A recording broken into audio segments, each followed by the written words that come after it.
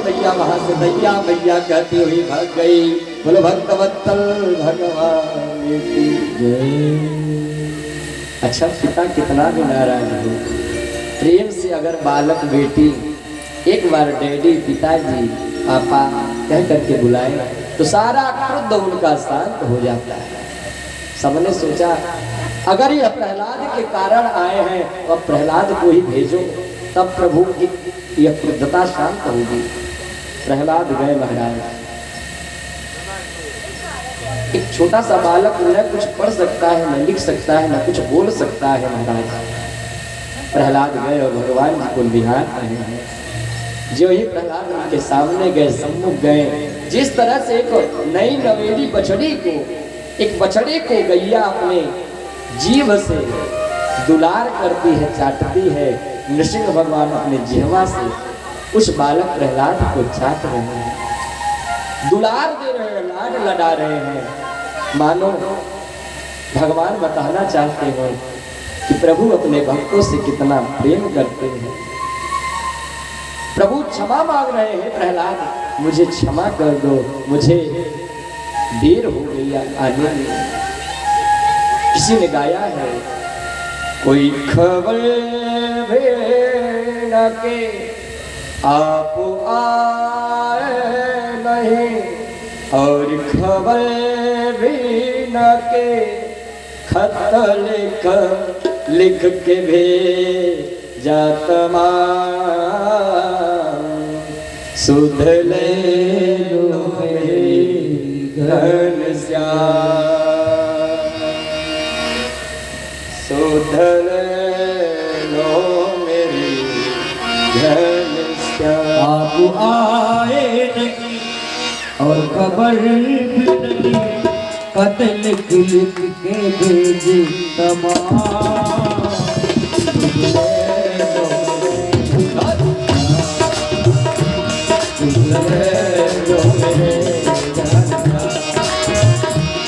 आप आए नहीं और खबर भी नहीं, लिख के भेजे तमाम,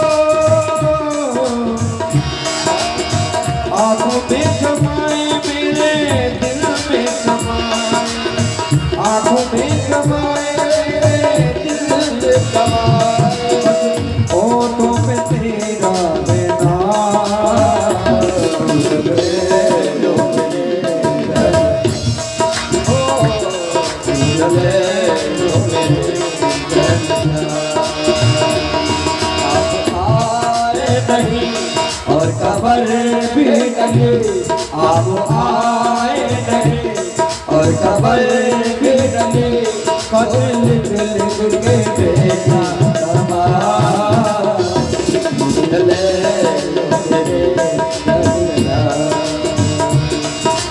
ले लो मेरे घनश्याम।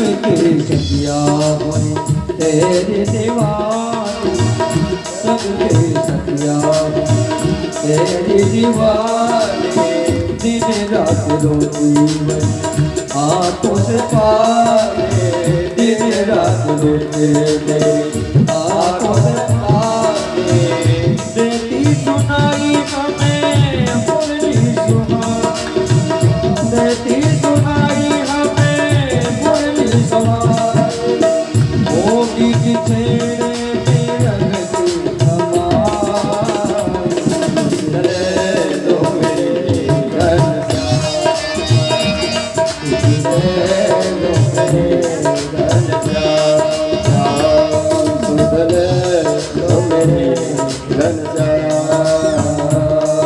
चले दो मेरी घनश्याम। बोली भक्तवत्सल भगवान की जय। महाराज भगवान हिरण्यकश्यप का उद्धार करते हैं।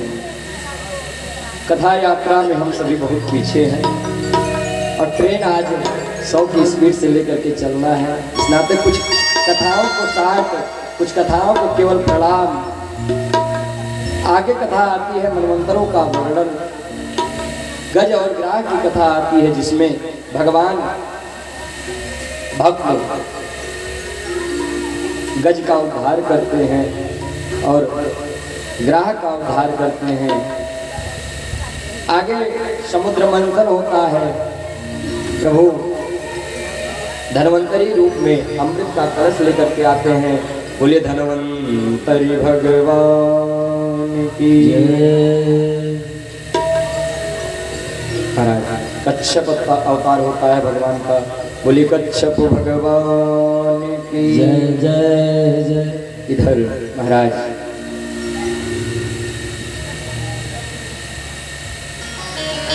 एक बार जब यह समुद्र मंथन हुआ, अमृत लाया गया, देवताओं को पान कराया गया, जब विराम देवासुर संग्राम, विराट देवासुर संग्राम छिड़ गया तो भगवान एक और रूप लिए थे। बोली मोहिनी भगवान के। सभी दैत्य आश्चर्यचकित, देवी आप कौन हो? अहम पूर्वम न त्वम नामिति प्रभो। सभी दैत्य बार बार पूछते हैं देवी आप कौन हो, आप कौन हो? क्यों? क्योंकि भगवान की चितमन चपलता से सभी मोहित हो गए थे। ये कितनी सुंदर है, इसकी चाल को देखो, इसके ढाल को देखो, यह परम सुंदरी है। इस तरह से सभी उसके ऊपर मोहित हो गए। महाराज भगवान मोहिनी पूछते हैं तुम बताओ तुम कौन हो? बोले महाराज ऐसा वैसा ना समझो, हम भी ऊंचे खानदान के हैं, हमारे पिता कश्यप हैं, ऐसे वैसे खानदान के हम नहीं हैं। कृपा करके तुम हम सभी के बीच ये जो झगड़ा चल रहा है उसको मिटा दो। महाराज मोहिनी भगवान ने सभी को अमृत, सभी देवताओं को अमृत का पान कराया। छल बस महाराज उसी में स्वर्भान नाम के दैत्य उसी पंक्ति में जाकर के बैठ गए थे, जिससे प्रभु को जब पता चला तो उन्होंने अपने सुदर्शन को आदेश दिया, जिससे उनका दो भाग हुआ, एक राव और केतु के रूप में परिणित हो गया। इस कथा को यहीं पर प्रणाम। इधर महाराज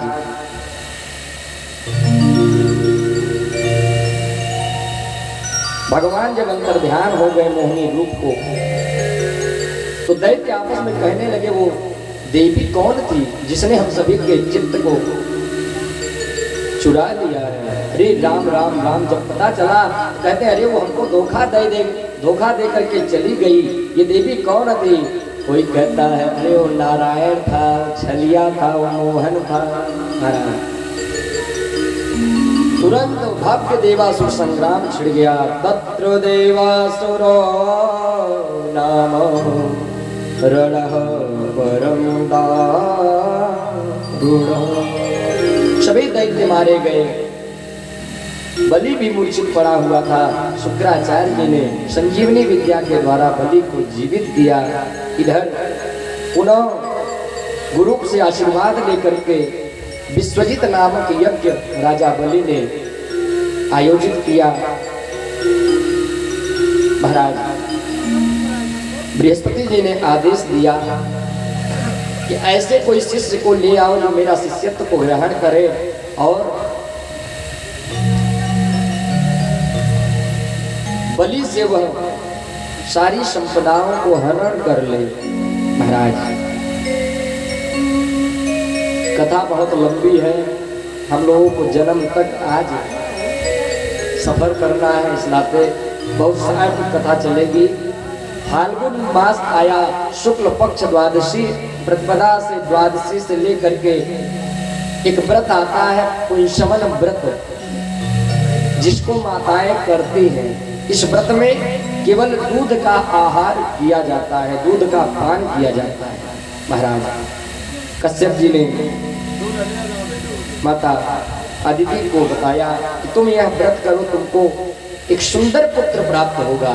महाराज कालांतर में भादो का महीना आया, शुक्ल पक्ष की द्वादशी आई, जिसे हम सभी वामन द्वादशी कहते हैं। उसी द्वादशी के दिन अभिजित मुहूर्त में ठीक दिन में 12 बजे वामन भगवान, वामन अंगुल के वामन भगवान का प्रकट होता है। प्रेम से बोलिए वामन भगवान की। जिन्होंने बृहस्पति के आदेश पे जा करके बलि से उसकी सारी संपदाओं का हरण कर लिया।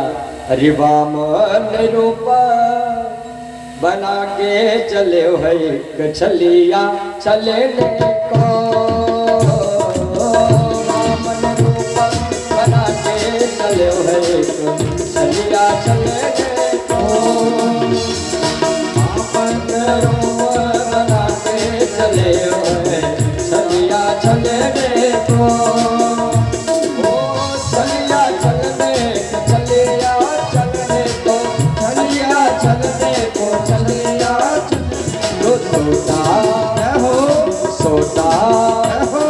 सोता बगल में दबा के चलो है चलिया चलने को, सोता बगल में दबा के ध्यान दे। सभी लोगों का हाथ ऐसे लगा जैसे कितनी ज्यादा ठंड है। जो भगवान के कीर्तन में सक्रे मना कृष्ण पदारविंदो, अच्छा देख रहा है कोई बात कर रहा है, ध्यान देंगे। कथा में जे आई के बोले और बतियाए, अगले जन्म में कुतिया होवे घर घर से ताड़ ले जाए। अगले जन्म में कुत्ता होवे घर घर से ताड़ ले जाए। इस नाते सभी लोग दोनों हाथ उठाएंगे और क्या कहना है? अरे वामन रूप बना के चले हुए चलिया चलने को, वामन रूप बना के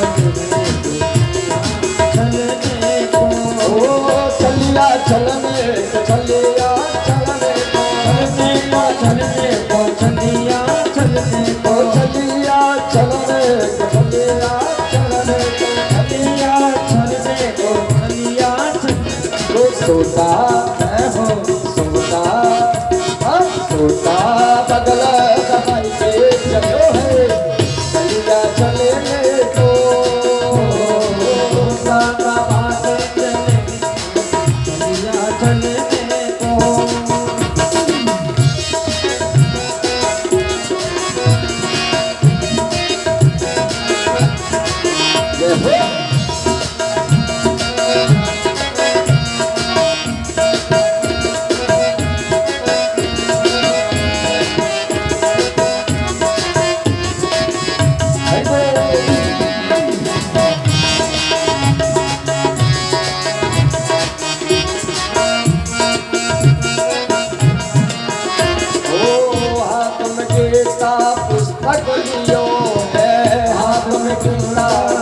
पुस्तक लियो ओ कितनों को उपदेश किए हैं, कितनों को उपदेश दिए हैं। ओ हाथ में गीता का पुस्तक लिए हैं, हाथ में गीता का पुस्तक लिए ओ जानो कितनों को उपदेश किए हैं, जानो कितने उपदेश दिए। अरे लोटा लोटा लोटा बदल लटका के आज चलिया चले को लोटा बदल ना बाकी चले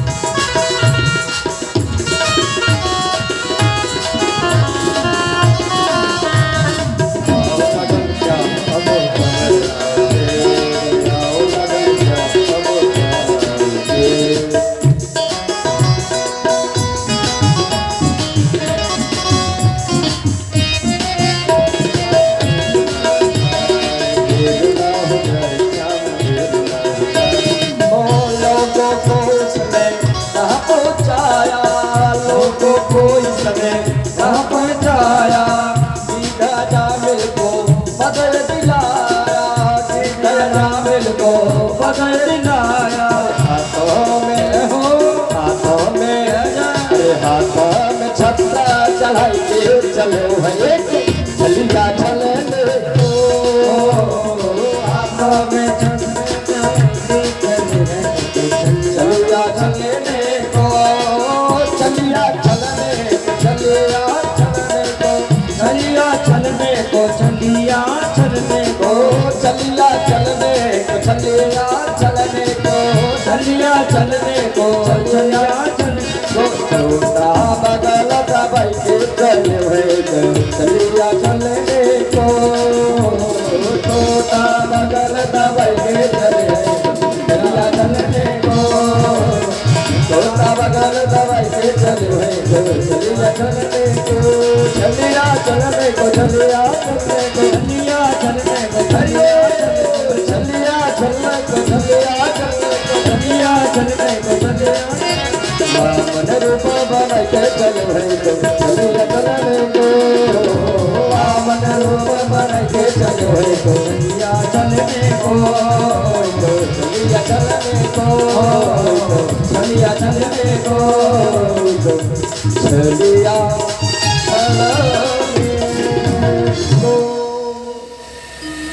बोली वामन भगवान की जय। महाराज इस तरह से भगवान ने राजा बलि से पदम तृतीयम कुर श्रेष्ठ में निजम, तीन ही पद में राजा बलि का सब कुछ अपना मान लिया। तीसरे पद में जब कुछ नहीं बचता है महाराज, राजा बलि कहते हैं प्रभु मेरा यह सौभाग्य है कि मैं आपको सब कुछ देने वाला था, लेकिन नहीं कुछ बचा है, तो बस कृपा करिए अपना तीसरा पग हमारे सर पर रख दीजिए। महाराज भगवान तुरंत उनके सर पर अपना तीसरा पग रखते हैं। उसी समय प्रहलाद वहां पर प्रकट हो गए। धन्य है प्रभु की माया। प्रहलाद कहते हैं वाह प्रभु, जो फल मैं नहीं पाया, मेरा पुत्र विरोचन नहीं पाया, वह फल आज यह बलि पा गया है। धन्य है आपकी माया। सभी लोग जय जयकार करते हैं। भगवान ने कहा हे बलि, आज के बाद इतिहास तुम्हें याद करेगा। कहीं भी दानियों में अगर नाम आएगा तो सर्वप्रथम नाम राजा बलि का आएगा। और तू आज मुझसे जो भी मांगना चाहे मांग ले। महाराज उसी समय राजा बलि प्रभु को द्वारपाल बनाता है। अब जब प्रभु यहाँ पर रहने लगे, महाराज बिना देवता के देवी नहीं रहती हैं। लक्ष्मी जी सोच में पड़ गई, अब मैं क्या करूं, मैं किस तरह से भगवान के पास जाऊं। तो महाराज पावन समय रक्षाबंधन का समय आया। पूर्णिमा के दिन लक्ष्मी मैया खोज में निकली कि मेरे स्वामी कहाँ हैं।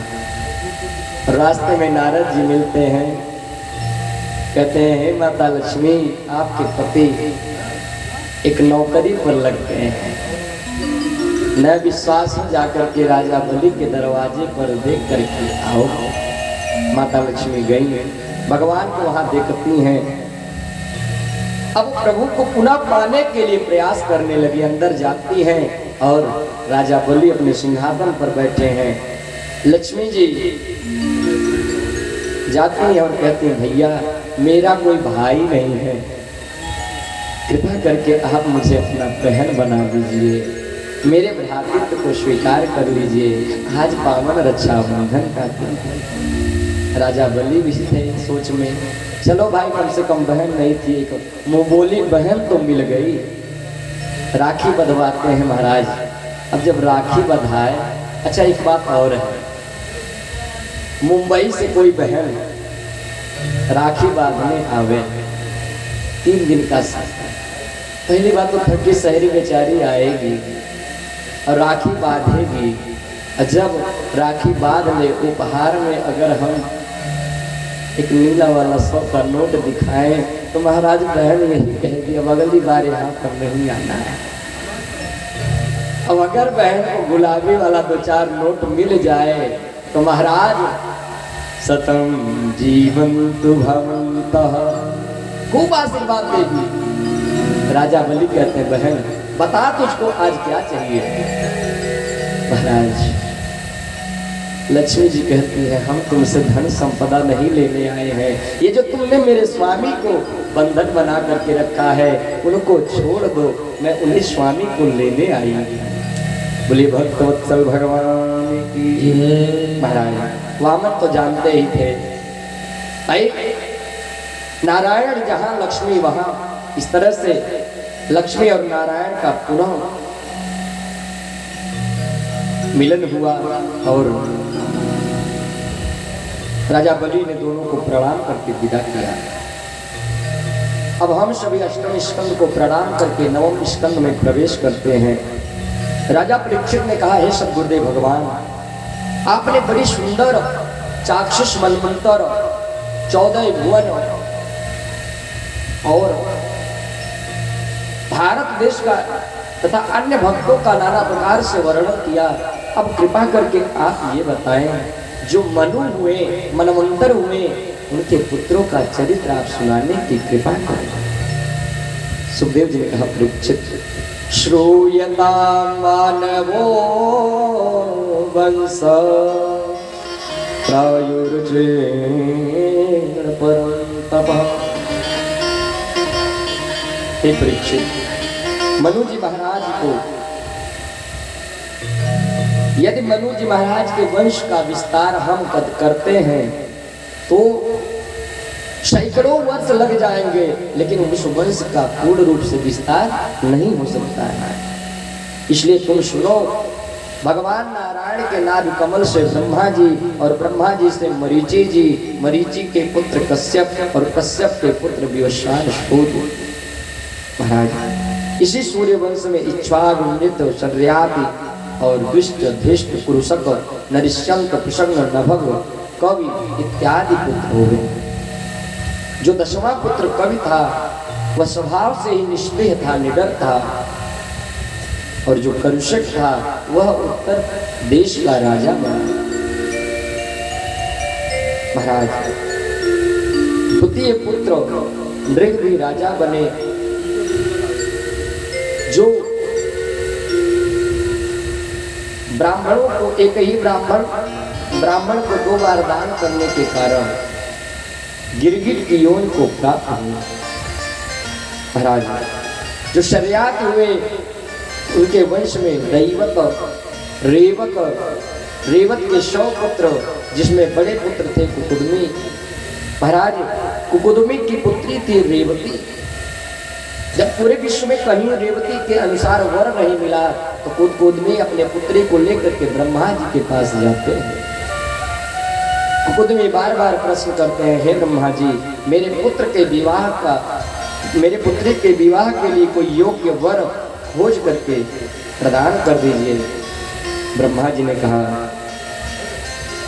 हे राजन, इस संपूर्ण त्रिलोकी में इसके समकालीन कोई वर अब शेष नहीं बचा है, इसलिए तुरंत जाओ, जाकर के मथुरा में इंतजार करो, क्योंकि वहां भगवान श्री कृष्ण और क्रोध स्वरूप उनके बड़े भाई बलदाऊ भैया अवतार लेने वाले हैं।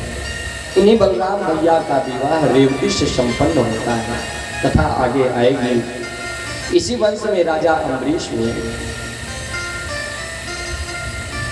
जिन्होंने प्रभु की तपस्या में, प्रभु की निष्ठा में इतना सेवा लगाया, इतना मन लगाया कि प्रभु जब राजा अम्बरीश महाराज प्रभु के लिए भोजन बनाते हैं तो प्रभु पंखा करते हैं। राजा अम्बरीश बैठ करके तप कर रहे हैं तो प्रभु उनके चेहरे को देखते हैं, देखो मेरा भक्त, ये भक्त, इन भक्तों, ये भक्त हमारे मुकुट मणि हैं, इनको मैं अपने सर पर धारण करके रखता हूँ। हरि भक्त हमारो मुकुट मणि, और मैं भगतन को दास, पीछे पीछे मैं फिरूं, कहीं भक्त न हो निराश। प्रभु कहते हैं ऐसे भक्तों के पीछे, प्रहलाद, अम्बरीश, ध्रुव, इन सभी भक्तों के पीछे सर्वतत्वम स्नायुषमत्वम, सब कुछ त्याग करके मैं उनके पीछे लग जाता हूँ। गीता में कहते हैं ये यथा मां प्रपद्यन्ते तथैव भजाम्यहम्। ओ सुनो खगेश, सुनो सुरेश, रघुनाथ स्वभावु, सुनो सुरेश रघुनाथ स्वभावु, सुनो सुरेश रघुनाथ स्वभावु। ओ विजया पराभा, विजया पराभा, विसारी रघु, सुनो सुरेश रघुनाथ स्वभावु, सुनो सुरेश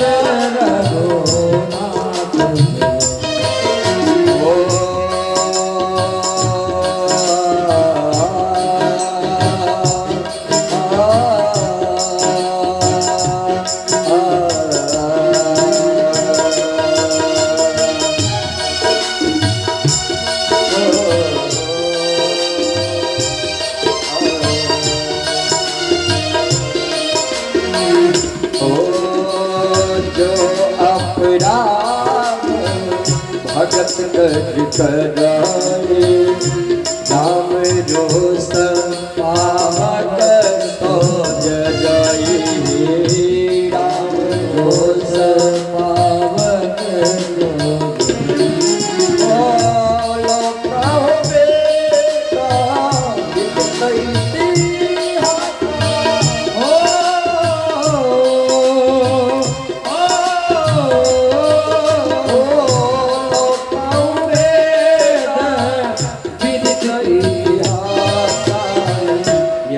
महिमा जान दुर्गा, ये महिमा जान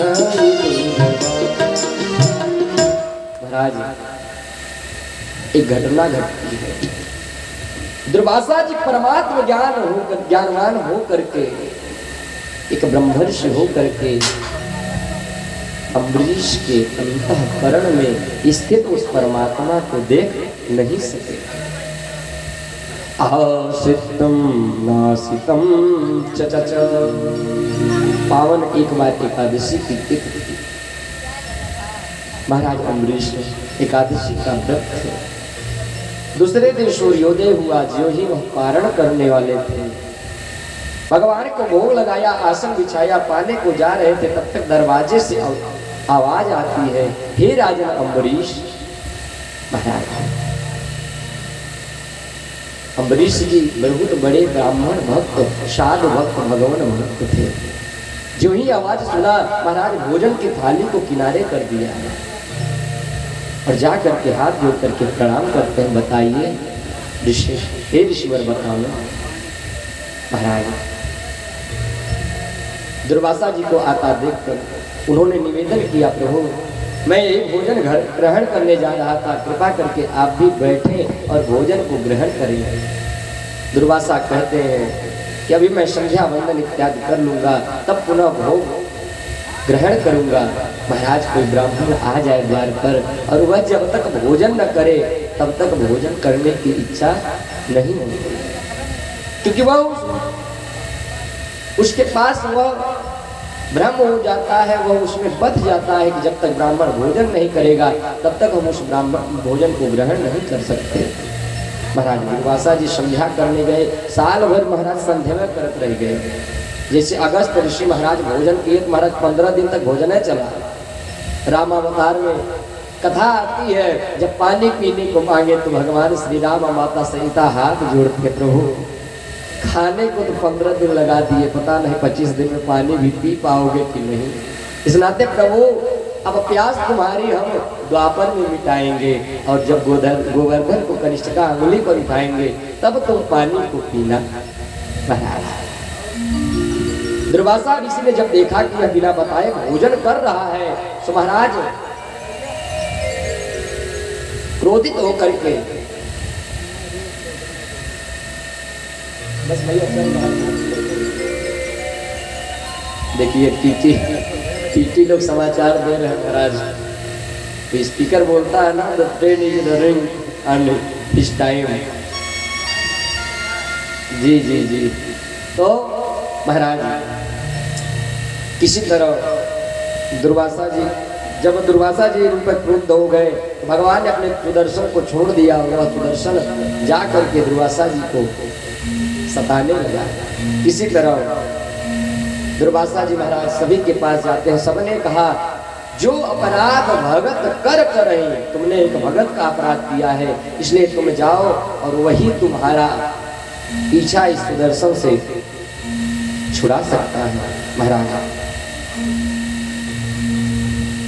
इसी अम्बरीश जी के वंश में महान प्रतापी राजा त्रिशंक हुए, हरिश्चंद्र आदि हुए, महाराजा सगर हुए जिनके महाराज 60,000 पुत्र हुए और इन्हीं के असमंजस हुए।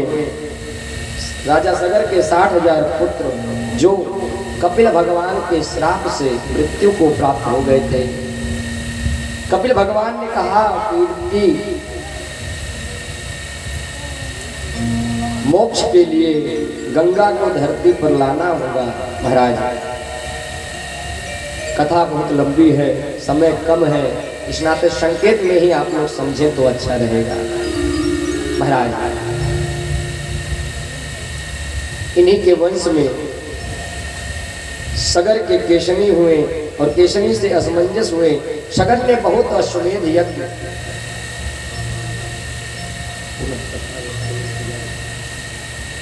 महाराज जब सगर के 60,000 पुत्र भस्म हुए, कपिल मुनि के आदेश पर कपिल मुनि ने बताया कि जाओ और जा करके गंगा की तपस्या करो, गंगा जी चाहेंगे कि तुम्हारे पुत्रों का मोक्ष हो जाएगा। महाराज अंशुमान ने खूब तपस्या किया लेकिन गंगा जी प्रकट नहीं हुई। पुनः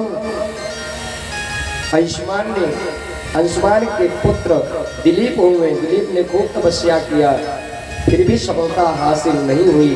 दिलीप के बाद राजा भगीरथ हुए जिनके तपस्या से माता गंगा प्रसन्न हो गई और गंगा मैया ने कहा भगीरथ ये बताओ कि मैं अगर धरा पर आ जाऊंगी तो मेरे वेग को कौन धारण करेगा, इसके लिए तुम जाकर के भगवान शंकर की तपस्या करो। महाराज भगीरथ जाते हैं और भगवान शंकर की तपस्या करते हैं और भगवान शंकर प्रसन्न होते हैं। भागीरथी गंगा पृथ्वी पर आती है और धीरे धीरे वह गंगा पूरे पृथ्वी पर, कथा तो बहुत है, गंगा को धरा पर आते ही उनका कई नाम पड़ा, अलकनंदा, जाह्नवी, इत्यादि बहुत से नाम आए पड़े। इसलिए हम लोग केवल गंगा ही जाने तो अच्छा है, क्योंकि ज्ञान का घाट महाराज जितना खोदिए उतना अमृत ही अमृत बरसेगा। बोले भक्तवत्सल भगवान की। उस गंगा के वेग को भगवान शिव ने अपने जटा में धारण किया, जिससे उनका नाम जटाधारी गंगाधर हो गया। बोले गंगाधर भगवान के। अरे शंकर तेरे जटा में बहते हैं गंगाधारा, शंकर तेरी जटा बहती है गंगाधारा, शंकर तेरी जटा में बहते हैं गंगाधारा, शंकर तेरी जटा बहती है गंगाधारा, शंकर तेरी जटा में। काली जटा के अंदर इन नाम ने उजाला, काले घटा के अंदर जिंदान ने उजाला, शंकर तेरी जटा में बहते हैं गंगाधारा, शंकर तेरी जटा में।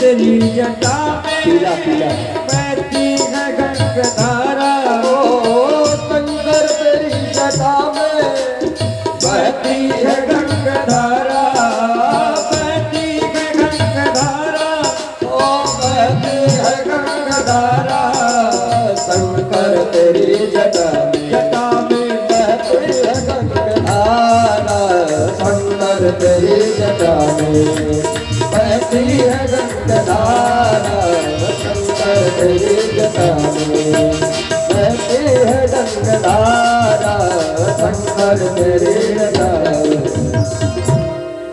बोले शंकर भगवान की। इन्हीं भगीरथ जी के वंश में खट्वांगाद दीर्घबाहुश्च रघुस्तस्मात् प्रतोस्रवा अजस्रतो महाराज तस्मात् दाशरथो भवतो। प्रेम से बोलिए अयोध्या धाम की जय। आइए उस समय के लिए थोड़ा सा जय दीन राम। मैंने बोला थोड़ा अयोध्या चला जाए, तो हम लोग शरीर से अयोध्या नहीं जाएंगे, अपने मन से जाएंगे। क्यों? क्योंकि यह जन्म का दिन, जिस दिन भगवान श्री राम का जन्म होता है ना, संपूर्ण तीर्थ जहाँ पर भगवान का जन्म होता है वहीं पर चले आते हैं। देवता भी कहते हैं यत्र गायन्ति वासुदेवः तत्र हरेरभिर्भवो। तो जहाँ पर भगवान की कथा होती है, कीर्तन होता है, सभी गंगा गोदावरी नाना प्रकार के तीर्थ धाम सब वहाँ उपस्थित हो जाते हैं। अरे जय दीन राम जन्म सोते गावहि, दीन राम जन्म सोती गावहि। ओ श्री दीन राम जन्म सोते गावहि, दीन राम जन्म सोते गावहि। तीरथ सकल कहाँ चल आवहि, तीरथ सकल कहाँ चल आवहि, कहाँ चल आवहि, कहाँ चल आवहि। महाराज भगीरथ जी के ही वंश में अनेक राजाएं हुए। खट्वांग दीर्घबाहुश्च, खट्वांग हुए और खट्वांग के दीर्घबाहु हुए, दीर्घबाहु के हुए रघु, और इन्हीं रघु जी के नाम से इस कुल का क्या नाम पड़ा? रघुवंश। इस कुल का नाम रघुवंश पड़ गया। महाराज रघु के पुत्र हुए अज, और अज के महाराज हुए दशरथ। दसो इंद्रिय कर में करे, दसो दिशा रथ जाए। दशरथ कौन है? एक बात बताऊं, जो अपने इंद्रियों को अपने बस में करना जान गया वही दशरथ। और जब इंद्रियों को पकड़ नहीं पाओगे तब रावण बन जाओगे हो। महाराज दशरथ जी के पुत्र के रूप में धर्म अर्थ काम मोक्ष स्वरूप चारों पुत्र आते। बोली भक्त वत्सल भगवान की। उर्वरते तिक्त राज्यो व्यचर चरण अनुदम चाकलैया, पाणे स्पर्शा क्षमाभ्याम मृजित पतर्जोयो हरेन्द्रानुजा।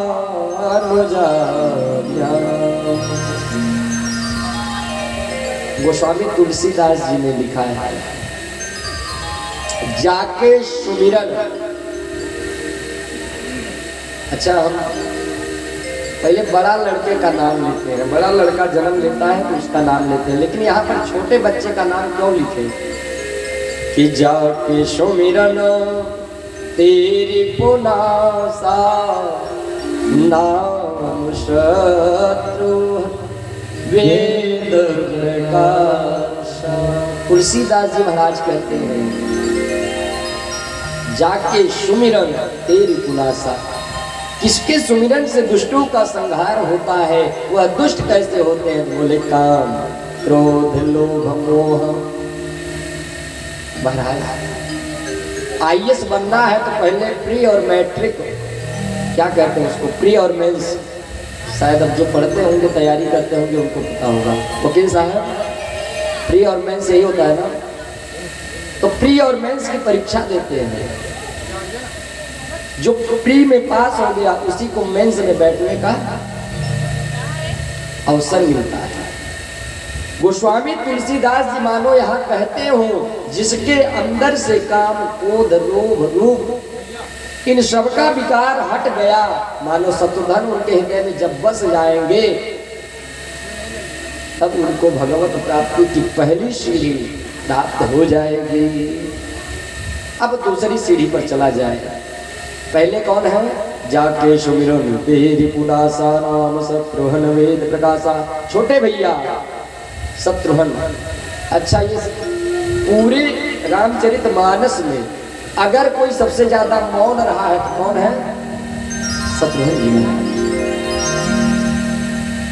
रामायण जी गौर करेंगे, शायद मेरे मुख से कुछ गलतियां भी निकल जाए तो आप सभी लोगों के एक छोटे से बालक के समान हो भाई। टोटली बाड़ी है, कभी फिसल भी जाए तो क्षमा करेंगे। महाराज मौन रहना सबसे बड़े लक्ष्य को पाने का शक्ति देता है। एक गांव में एक मास्टर जी थे। अच्छा, मास्टर की पत्नी कौन हुई? मास्टराइन। डॉक्टर की पत्नी डॉक्टराइन।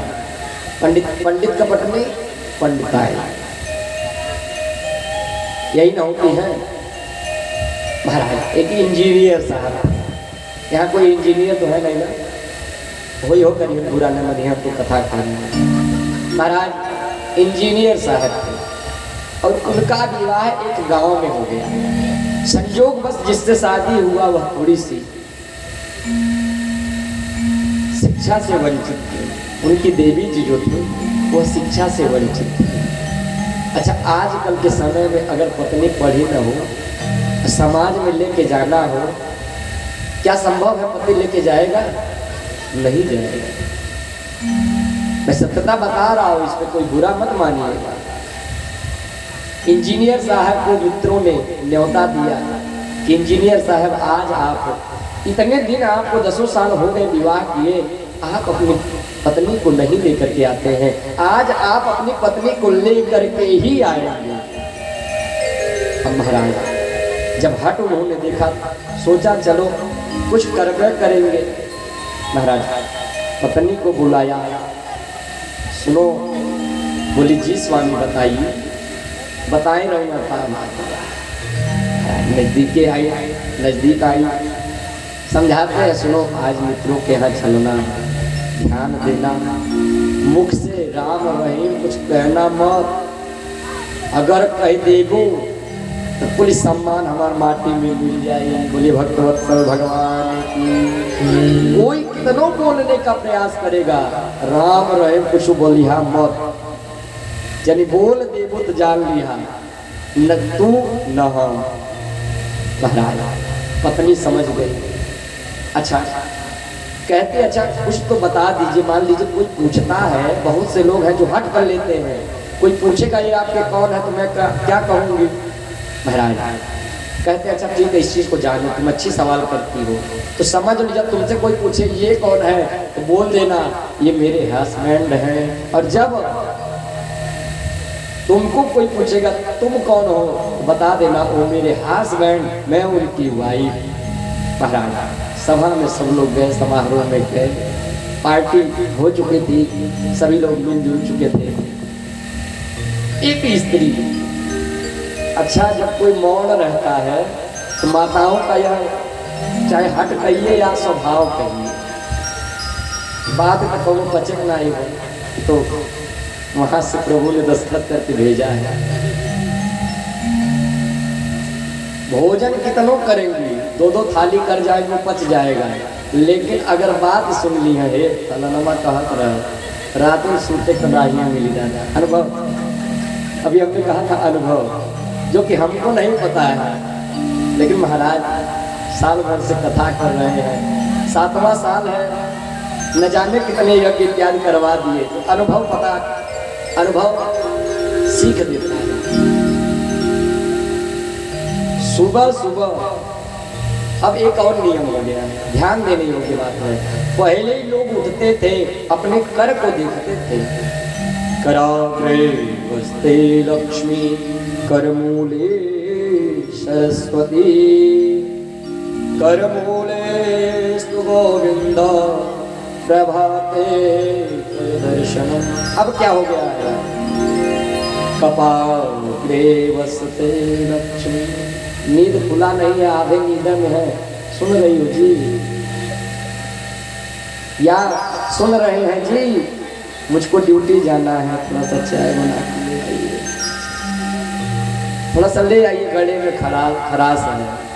कपाग्रे वस्ते लक्ष्मी कप मध्य सरस्वती, कप मूले तु गोविंद कप कपाय दर्शनम। कप का दर्शन लोग करते हैं। अरे सुबह सुबह उठो, कुछ करो या ना करो, अपने हाथों में माता पिता ब्रह्मा विष्णु महेश लक्ष्मी सरस्वती दुर्गा सभी का ध्यान करो। पैर रखने से पहले पृथ्वी माता को प्रणाम करो, क्योंकि दुनिया में अगर सबसे ज्यादा क्षमा कोई करता है ना, माता पृथ्वी है। न जाने हम कितनों बार मल मूत्र इत्यादि त्यागते जाते हैं। किसी को एक तमाचा मार दीजिए महाराज ना, हाथ पर तोड़ देगा कहिए। हम कितने न जाने कितने पाप करते हैं इस धरा पर, और यह धरा सहती जाती है। महाराज हम कहाँ थे, हम भूल गए। हस्बैंड तो याद दिलाया करिए, दिमाग थोड़ा सा कमजोर है। महाराज हस्बैंड वाइफ समझा दिए, बहुत बढ़िया से प्रोग्राम चल रहा है। और महिलाओं का बात नहीं पचती, तो बात नहीं पचती है। एक महिला बैठी हुई थी किनारे, अब वो जोर से देख रही है, घंटे से देख रही है, ये इतना मौन क्यों है, लग रहा है गूंगी है। अब खूब बोलने के आगे आप कह दीजिए गूंगा है महाराज, इतना बोलेगा फिर आपको कलमे बंद करना पड़ेगा। बार बार जाके उकसाती है, ये तुम कौन हो, कहाँ से आई हो, किसके साथ आई हो। अब उसको तो याद है, पतिदेव कहले हमें राय रहे पूछो बोलिया बोल दे वो ठीक नहीं। महाराज बार बार उसी शब्द को पूछ रही है, कौन हो कौन हो कौन हो। अंततः उसने बोल दिया, हाउ हमार घोड़ा हम उनके पाई। बोलिए भक्तवत्सल भगवान की। मौन, एक शब्द मौन। मौन रहना हमारे जीवन में परम आवश्यक है। अगर हम मौन रहते हैं ना, अगला कितना गुस्सा होकर के कुछ कह दे, हम मौन हो जाए तो अगले की गुस्सा शांत हो जाती है। हम लोग छोटे छोटे थे, पिताजी रोज पढ़ाते थे, इतना तुमको याद करके देना है, इतना पोयम याद करना है, इतना मैथ में उसको क्या कहते हैं, सूत्र ये याद करना है, इतना संस्कृत का श्लोक याद करना है। छोटे से शरीर, 2 रोटी खाना नहीं है, 8 घंटा पढ़ना है, कहाँ तक याद होगा। रोज मार खाते थे पिताजी, रोज तुमको 2 सवाल दे दे रहे, तुमको ये भी नहीं आ रहा है, तो हम लोग मौन हो जाते थे। जब मौन होकर के मोहनी चीज किया, सारा गुस्सा उनका सारा। अब हम लोग दवा जान गए। जब पिताजी पढ़ाने बैठते, चुप राम राम कुछ बोलिए, आप याद रहा महाराज। तो मौन रहना परम आवश्यक है। जाके सुमिरन्ते रूपलासा राम शत्रुघ्न वेद प्रकाशा। अब दूसरी सीढ़ी पर चढ़ा जाए, जब हमारे काम क्रोध लोभ मोह खत्म हो जाएंगे, तब क्या आता है, मातृदेवो भवः पितृदेवो भवः। लक्ष्मण जी का नाम है।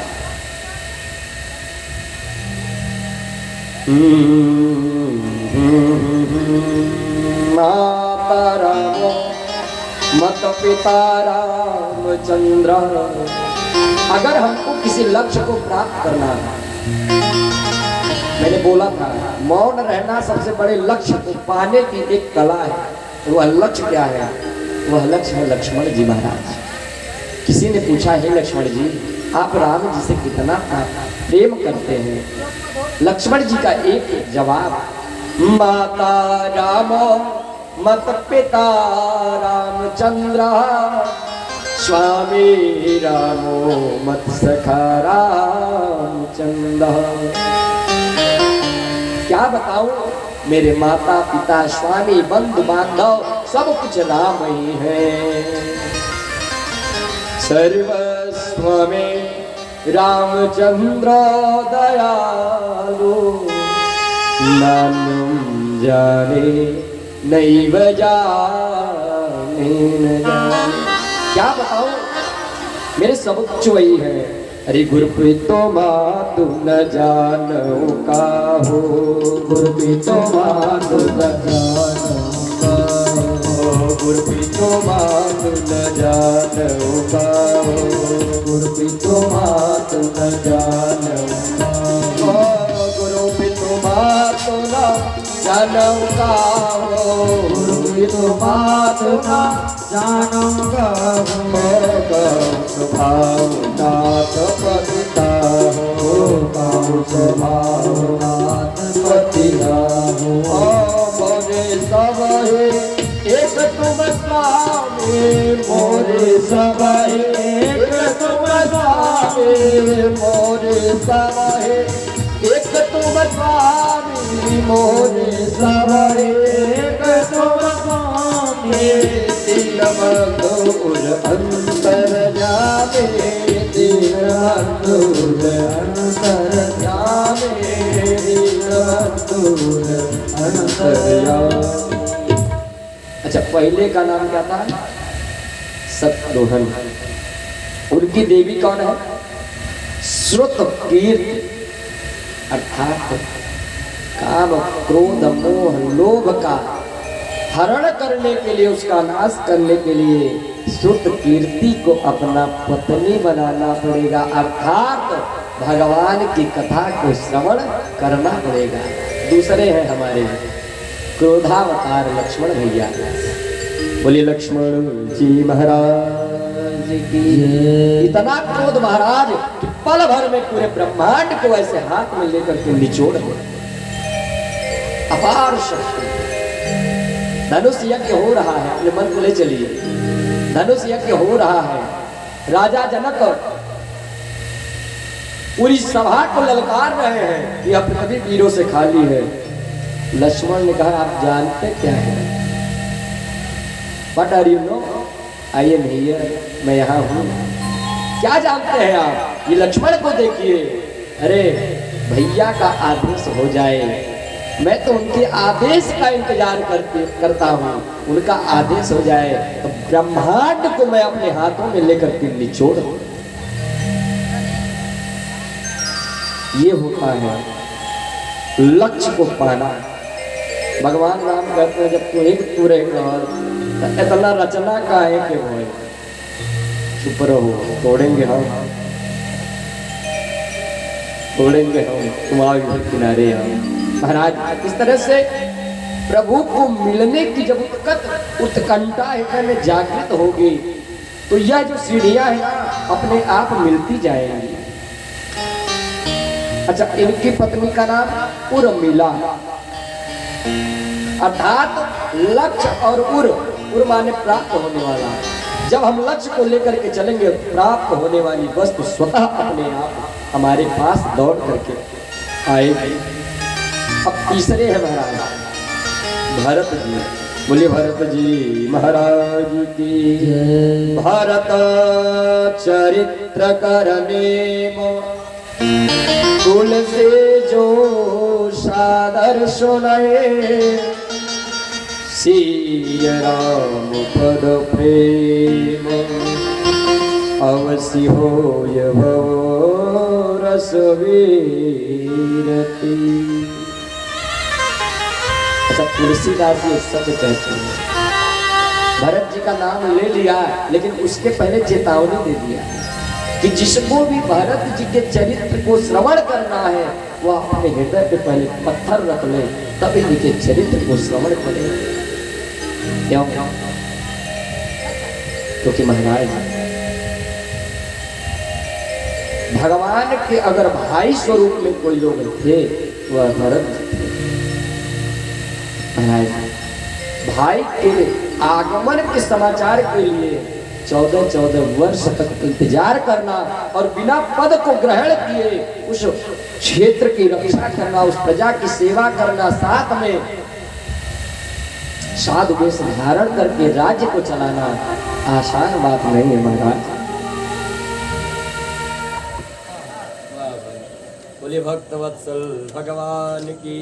गोविंद मेरो है गोपाल मेरो है, गोविंद मेरो है गोपाल मेरो है, बाके वृंदा बिहारी नंदलाल मेरो है, बाके वृंदा बिहारी नंदलाल मेरो है, बाके बिहारी नंदलाल मेरो है, गोपाल बिहारी नंदलाल मेरो है, गोविंद मेरो है गोपाल मेरो है, गोविंद मेरो है गोपाल मेरो है, भजा मुरली मनोहर नंदलाला, भजा मुरली मनोहर नंदलाला, ओ भजा मुरली मनोहर नंदलाला, भजा मुरली मनोहर नंदलाला,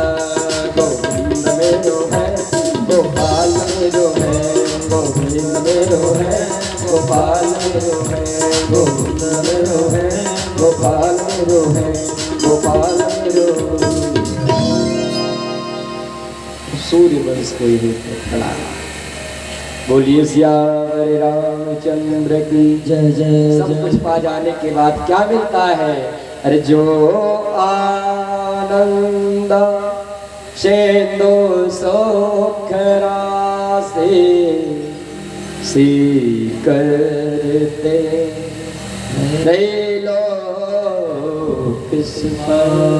जब इन 3 सीढ़ियों को हम चढ़ जाएंगे तो स्वयं हमें राम मिल जाएंगे। हनुमान जी से लंका में पूछा गया,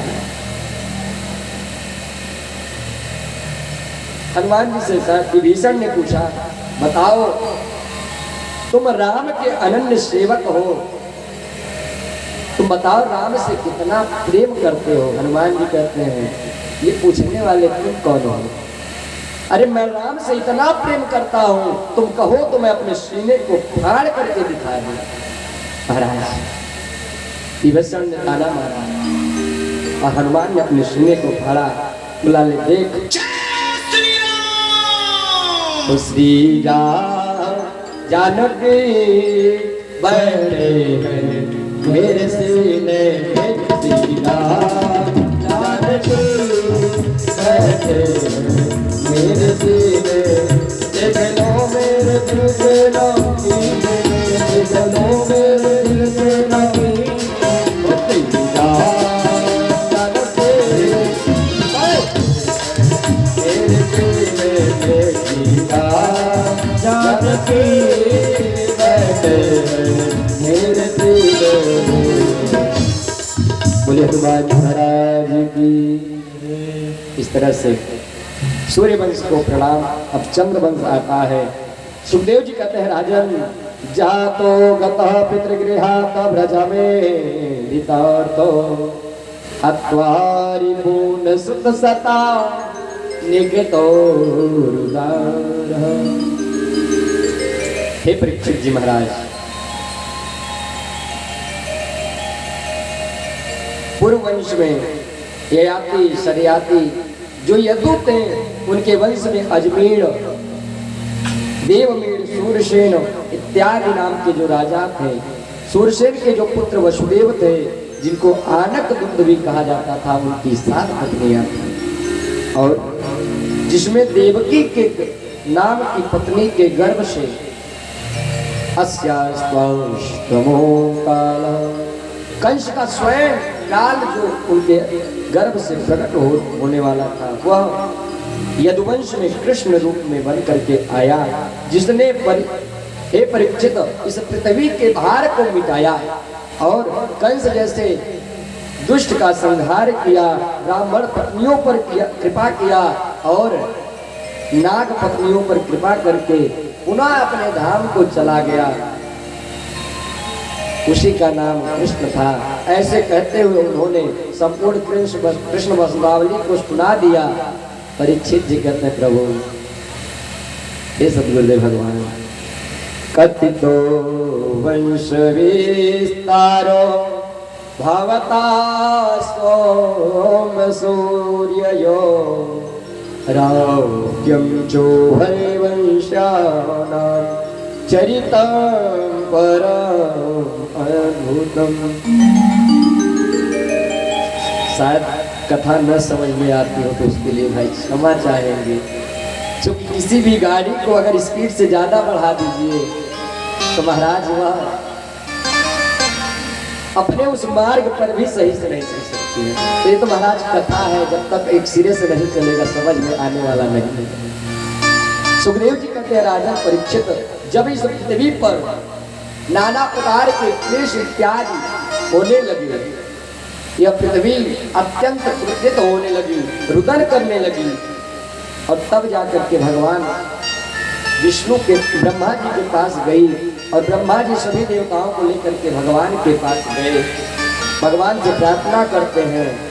तब भगवान कहते हैं हे देवताओं, मां वैष्णवमयी संगति संगता, हे देवताओं आप डरो मत, मैं आप सभी के कल्याण के लिए वसुदेव विहे साक्षात देव के गर्भ संभवा, देवकी के गर्भ में प्रविष्ट होऊंगा और आप सभी के कष्टों को निवारण करूंगा।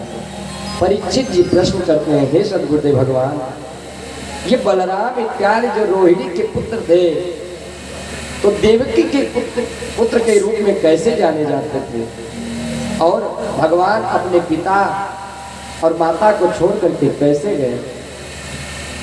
महाराज भगवान ने अपने लीला में कहां कहां निवास किया, गोपों के साथ कौन कौन सी लीला की, अपने मामा कंस का वध क्यों किया, इन सब कथाओं पर थोड़ा प्रकाश डालिए। महाराज राजा परीक्षित के प्रश्नों को सुन करके सुखदेव जी कहते हैं, यह उस समय की बात है जब दैत्यों से दुखी होकर के पृथ्वी रोने लगी और रोती हुई गई और ब्रह्मा जी के पास अपने दुखों को वर्णित करती है। और ब्रह्मा जी सभी देवताओं को ले जाकर के भगवान के यहाँ गए और प्रार्थना करते हैं। भगवान ने कहा, हे गौ माता, हे देवताओं, माँ भैष्टो, चिंता न करोषि, आप सभी चिंता न करिए, क्योंकि चिंता बड़े अभागिने, अकाट कले जा खाए, वैद्य बेचारा क्या करे, कहाँ तक दवा लगा। भगवान चाहते तो संकल्प से ही उस कंस का, उन सभी दुष्टों का संहार कर देते, लेकिन नहीं, प्रभु को अपनी लीला करनी थी। लीला करनी थी, इस नाते प्रभु धाम पर आए। भगवान ने देवताओं को सांत्वना दिया, इधर महाराज मथुरा में प्रवेश किया जाए। भगवान सभी देवताओं को आदेश दे दिए कि आप सभी अपने अंश से स्वरूप लेकर के सब ब्रजमंडल में जाओ, और मैं देवकी और वसुदेव के रूप में, पुत्र के रूप में जन्म लूंगा, पुनः मैं ब्रज को आऊंगा। इधर महाराज देवक की पुत्री देवकी का विवाह जब वसुदेव जी से संपन्न हुआ, सभी लोग देवकी को विदा करने जा रहे थे। महाराज यहाँ तक कि कंस भी था, जिसकी 7 बहनें, कंसा इत्यादि, जो कंका इत्यादि जो सभी बहनें थी, उन सभी से कंस उतना प्रेम नहीं करता था जितना देवकी से किया, देवकी से करता था। यही कारण था कि जब विदाई होने लगी तो वह अपनी बहन को विदा करने जा रहा था। और कन्या की विदाई महाराज, बाबुल का घर छोड़ के, कन्या जब पिता का घर छोड़ के जाती है ना, वही पिता जीवन भर अपनी पुत्री को पाल करके, पोष करके बड़ा कर देता है, लेकिन नहीं थकता है। और वही पिता महाराज सालों साल जब कन्या विवाह के लायक हो जाती है ना, उसके जूते घिस जाते हैं बेटी के लिए एक अच्छा वर खोजने के लिए। और वह पिता तब तक नहीं थकता है जब वह बेटी घर से विदा होकर के नहीं चली जाती है। जो ही वह बेटी विदा हुई महाराज, वह पिता धड़ाम से गिर जाता है। क्यों? वह जान जाता है अब मेरी जिम्मेदारी खत्म हो गई, और तब उसको थका घेर लेता है। महाराज गौर करें, हम सब किसी के पुत्र, किसी की बेटियां हैं। हम सभी के ऊपर किसी के सम्मान को लेकर के चलने का एक भार है। हम दूसरे के घर पर आई हैं, अपने घर का सम्मान लेकर के आई हैं, तो क्यों ना ऐसा कर्म किया जाए कि मेरे मायके का भी सम्मान बचा रहे और ससुराल का भी सम्मान बचा रहे। ऐसा कब होगा? जब वह पिता के उस किए गए अथक परिश्रम को ध्यान में देगी तब। अभी एक माता जी शाम को आई थी, बोल रही थी कि पिताजी बहुओं के ऊपर कुछ बोलिए। तो मैं कहना चाहूंगा, मैं किसी को कुछ नहीं कह सकता। 4 दिन की चांदनी फिर अंधेरी रात, आया हूं कुछ आप लोगों को देने, जो मेरे अंदर है, अच्छा बुरा टूटा फूटा जो भी है। महाराज नदी कभी स्वयं अपनी पानी नहीं पीती है, वृक्ष कबहु नहीं फल भके, नदी न संचय नीर, परिवारतों के कारणे साधुन धरा शरीर। महाराज किसी को आज के समय कोई समझाने लायक नहीं है। महाराज अच्छा, हमारा ये अनुमान है, जितना शिक्षित होकर के आ रही हैं उतना अशिक्षित होने का प्रमाण दे रही हैं। मैं नहीं कह रहा हूं, ये शास्त्र कह रहा है। महाराज कलयुग, जिस ससुराल में जा करके वहां के भार को, वहां के कर्तव्यों को लेना चाहिए, लोग कहेंगे ज्यादा बोल रहे हैं। महाराज प्रसंग एक ऐसा चीज है कि अगर उठा लीजिए रात्रि कट जाएगी, बोलता रहूंगा लेकिन आवाज बंद नहीं होगी, केवल बहु शब्द पर जय महाराज। बहुओं को चाहिए और सास को भी चाहिए कि हम दूसरे की बेटी को लेकर के आए हैं और अपनी बेटी कहीं भेजे हैं, तो इस बेटी का जब हम सम्मान करेंगी तो मेरी भी बेटी वहां सम्मान पाएगी। इस नाते किसी को कुछ कहने की आवश्यकता नहीं है, सब लोग समझदार हैं। सन 2022 चल रहा है, 99 2000 रहता तो कुछ मान लेते, हमारा जन्म नहीं हुआ था। लेकिन जब से जन्म 2002 जन्म देती है, जब से जन्म हुआ है तब से देख रहे हैं लोगों को। गुलाद कम प्रयोग आधा, अपने उस गुण को बनाइए, न सास का ताना सुनना पड़े, न बहू हमसे गुस्साए। इस तरह से महाराज देवकी विदा हो रही है, कंस विदाई करने जा रहा है और अचानक उसी मार्ग में जो ही गांव से बाहर निकला तब तक घनघोर आकाशवाणी हुई। अस्याष्टाष्टमो गर्भो हंतो या महसे बुधा। हे कंस, जिस देवकी को तू लेकर के जा रहा है विदा करने के लिए, इसी का 8वां पुत्र तुम्हारा काल होगा, काल होगा, काल होगा। महाराज ज्यों ही कंस ने यह सुना कि जिस बहन को मैं लेकर के जा रहा हूं विदा करने, इसी का पुत्र मेरा काल होगा, क्यों न इस बहन की कहानी को यही खत्म कर दिया जाए। तलवार निकाला, केशों को पकड़ लिया देवकी के और रथ से लेकर के कूद गया, नीचे गया और लेकर के तलवार तानता है। वसुदेव जी हाथ पकड़ लिए, मित्र ये तू क्या कह रहा है? देहे सहजायते यो मां, तुमको देवकी से नहीं डरना चाहिए, देवकी के पुत्रों से डरना चाहिए।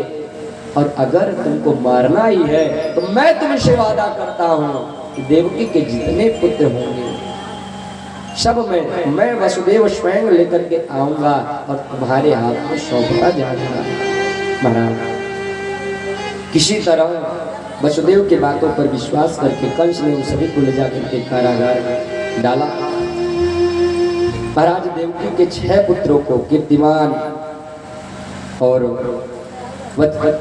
कीर्तिमान इत्यादि 6 पुत्रों को कंस एक एक करके मारता गया। अब 7वें पुत्र के रूप में भगवान शेषावतार बलराम जी का आगमन हुआ। भगवान ने योग माया को आदेश दिया, सावधान महाराज। योगमाया को भगवान ने आदेश दिया कि हे योगमाया, ये जो देवकी के गर्भ में 7वां पुत्र है, इसको तुम अपने योग के द्वारा रोहिणी के गर्भ में प्रविष्ट करो। वही योगमाया गई और उस गर्भ को, देवकी के गर्भ को रोहिणी के गर्भ में प्रविष्ट किया। सा देवकी जगन्निवास भूतां नितरां नरेज इति पौरा विचक्षुः। महाराज जब 7वां गर्भ देवकी के रोहिणी के गर्भ में प्रविष्ट हुआ, कंस को जब पता चला कि 7वां गर्भ इसका नष्ट हो चुका है, चिंतित हो गया कि अब 7वां तो जो होना था हो गया, अब 8वें की बारी है। महाराज अब पहरेदार इत्यादि चौकसी लगा दिया। महाराज आतंकवादियों की जब सूचना मिल जाती है तो प्रधानमंत्री घबरा जाते हैं। महाराज घनघोर महाराज वर्णन आता है कि काल कोठरी में भिजवा दिया, कारागार से निकलवा करके काल कोठरी में भिजवाया, जहां पर रात दिन अंधेरे ही अंधेरे रहते थे और इतने द्वारपाल लगाए कि महाराज सुई अगर गिरती थी तब भी वह द्वारपाल समाचार भेजवा देते थे कंस के पास। आसीना संवितस्तिष्ठन् भुञ्जानः पर्यटन्मयीम् चिन्तयामो ऋषिकेशं पश्यतं तन्मयं जगत। समय आया, बलराम मैया का प्राकट्य हुआ और इधर भगवान पुनः कृष्ण स्वरूप लेकर के, तेज रूप लेकर के माता देवकी के सामने प्रकट हो गए। सभी देवता हर्षित होकर के प्रभु के स्वागत के लिए प्रभु से प्रार्थना कर रहे हैं। सत्य व्रतम सत्य परम त्रिसत्यम सत्यस्य योनिं निहतं स्वशक्ते सत्यस्य सत्यामृत सत्यनेत्रं सत्यात्मकं त्वां शरणं प्रपन्नां सत्यात्मकं त्वां शरणं प्रपन्नां। अच्छा गौर करिए, भगवान का जन्म कब हुआ? याद है कि नहीं याद है? कृष्ण भगवान का जन्म कब हुआ था? सुनाई नहीं दे रहा, कब हुआ था? ये भूल गए, हम भूल गए, इस नाते पूछ रहे हैं कब हुआ था। थोड़ा तेज बोलिए। भाद्रपद मास के कृष्ण पक्ष के अष्टमी तिथि को महाराज ध्यान दीजिए। उस अंधेरी रात में भगवान का जन्म जब होता है तो होता क्या है, और हर जन्माष्टमी पे आप गौर करिएगा, ऐसा अवश्य होता है। हम लोग कई साल रामनवमी में भी रहे अयोध्या, सौभाग्य रहा है। फिर जन्माष्टमी में भी हम लोग कार्यक्रम करते हैं, तो अक्सर ऐसी प्रभु की भावना कृपा हो जाती है महाराज। अंधेरी रात है, लेकिन तो भगवान के स्वागत में जुगनू जुगुगा रहे हैं। उनके जुगुआने से महाराज इतनी लाइटें प्रकाशित हो रही है कि चंद्रमा भी फेल हो रहा है। अब अंधेरी रात की अष्टमी तिथि है, चंद्रमा का पता नहीं होना चाहिए, लेकिन भगवान के स्वागत के लिए चंद्रमा भी अपनी प्रकाश को छोड़ रहे हैं। सारी पृथ्वी और देव दनुज नरनाग सब लोग आकर के प्रभु के स्वागत की तैयारी कर रहे हैं। अच्छा, ये हो गया आगमन की व्यवस्था। अब कन्हैया रात के 12 बजे आते हैं, और उस समय कोई ड्यूटी नहीं चलती है, लेकिन यहाँ पर देखिए सबकी ड्यूटी चल रही है। ब्रह्मा आदि देवता जो है ड्यूटी पर है। कब क्या होगा महाराज? ब्रह्मा आदि देवता सब स्वर्ग में तुम दुबिया बज रही हैं। अब कल इसका विस्तार करेंगे, अब सीधा जन्म पर चला जाएगा। बोली बाल कृष्ण लाल की जय हो। देवक्याम देव रूपेण्या विष्णु सर्व गुहाशया। सभी सारे देवता आकाश मार्ग से फूल बरसा रहे हैं। स्वागतम कृष्णा शरणागतम पाहि, स्वागतम कृष्णा शरणागतम पाहि, स्वागतम कृष्णा शरणागतम पाहि, स्वागतम शरणागतम पाहि, स्वागतम शरणागतम स्वागतम पाहि, शरणागतम पाहि, स्वागतम हरि स्वागतम। संतों ने मिल मिलकर उत्सव मनाया है, संतों ने मिलजुल कर उत्सव मनाया है। बस कभी आपकी याद आ जाए, बस कभी आपकी हरि याद आ जाए।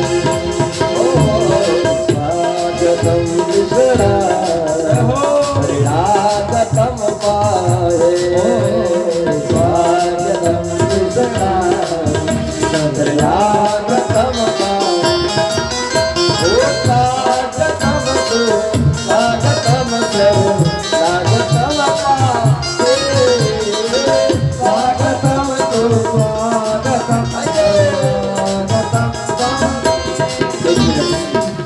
सभी लोग अपने स्थान पर खड़े हो जाए। सभी लोग अपने स्थान पर खड़े होइए। सब लोग, हम सभी के आराध्य आ रहे हैं।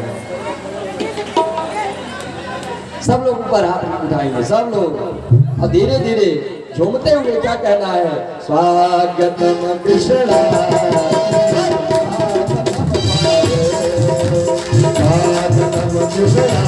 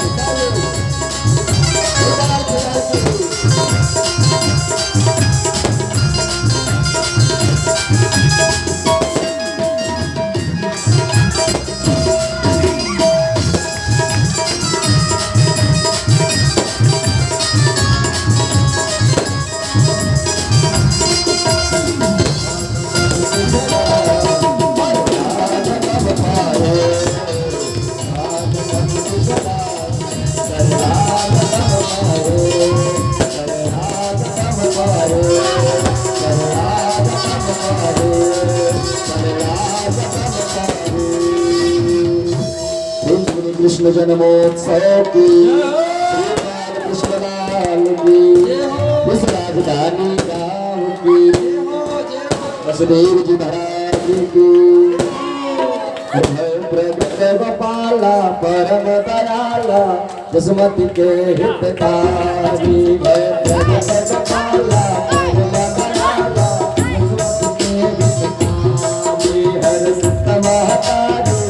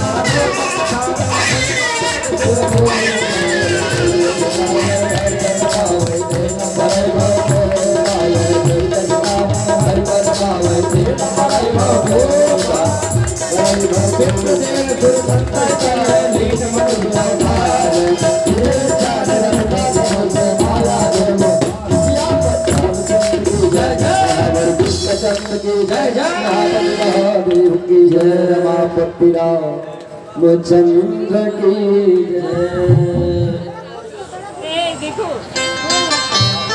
सभी लोग मस्ती में भगवान के प्राकट उत्सव का आनंद लेंगे। बड़ी नंद लाला प्रगट भय आज हो, ओ नंद लाला प्रगट भय आज के रज में लगा बटे लाला प्रगट भय आज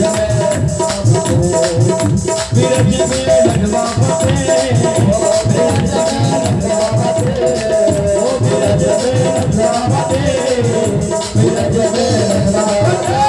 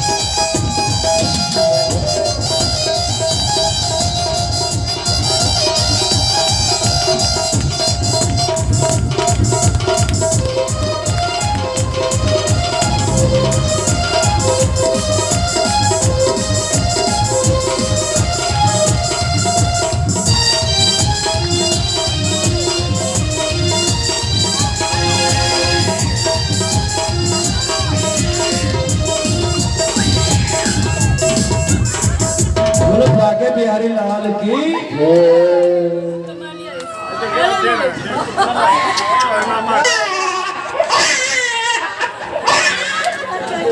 जिन लोग को बधैया अर्पण करना है बधैया अर्पण दे। और जजमान जी हमारे कहा कि हम लोग को बधैया दें।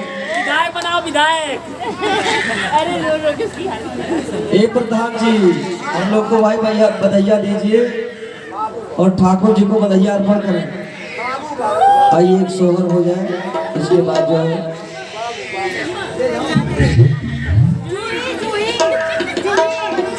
मुझे भक्त वत्सल भगवान के जय हो। सभी लोग अभी रुके रहेंगे, प्रसाद लेकर के ही आप लोग जाएंगे, क्योंकि बिना प्रसाद के कथा सुनना सफल नहीं होता है। नंद जो के भाग्य उजियार भैले ब्रह्मा जी सहाय भैले हो। नंद जो के ये प्रधान जी की तरफ से 500 रुपए आया है, इनको आशीर्वाद देना चाहिए। और मान बड़े सम्मान बड़े धन बड़े तुम्हारा, मान बड़े सम्मान बड़े धन बड़े तुम्हारा। कैसे रहो बड़े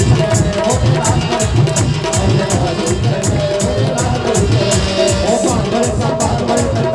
ये हमारे प्रधान जी का मान सम्मान दिनों दिन बढ़ता रहे और प्रधान से और ऊंचे उपाधि मिलता रहे। ओ मान बड़े सम्मान बड़े धन मान बड़े सम्मान बड़े धन। अच्छे रहो मुझे में भोलेनाथ